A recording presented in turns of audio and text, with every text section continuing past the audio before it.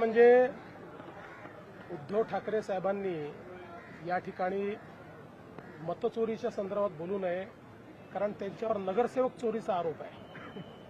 राज ठाकरेंचे 8 नगरसेवक होते, ते सगळे चोरून नेण्याचं काम उद्धवजींनी केलं.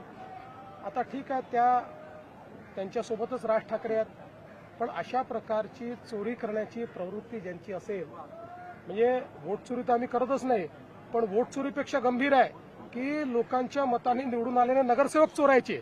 ही नगरसेवक चोरी त्यांची आहे. शिवाजीनगर मतदारसंघ जो आहे थोडा भाजपसाठी अवघड जातोय, त्याच्यासाठी मी समारोपाची सभा तुम्ही घेतली का?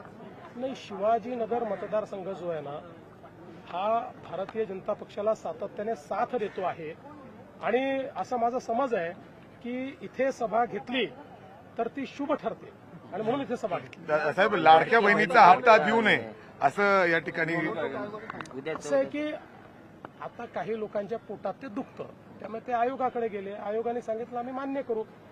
जो मूळ हप्ता आहे तो हप्ता आपण देतोच आहोत, तो गेलाही आहे. फक्त आपण प्रत्येक सणाला, म्हणजे हे पहिल्यांदा निवडणुका म्हणून करत नाही, मोठ्या सणांना आपण आगाऊ हप्ता देतो. आगाऊ देऊ नका म्हटलं तर ठीक आहे, आम्ही 16 तारखेनंतर देऊ. पण स्थानिक निवडणुकीत लाडक्या बहिणीचा मुद्दा ठाकरेंनी आरोप केले कितपत योग्य? काल एकनाथ शिंदेंनी ठाण्यातल्या जमिनी व्यापाऱ्यांना देण्यासाठी काढल्या किंवा असा आरोप सुद्धा राज ठाकरेंनी काल केला होता. असं आहे की आता आरोप त्यांनी इतके केले की आता 15 तारखेनंतर त्यांच्याकडनं यादी मागवून घेतो, कारण आता माझ्या लक्षात नाही आहे.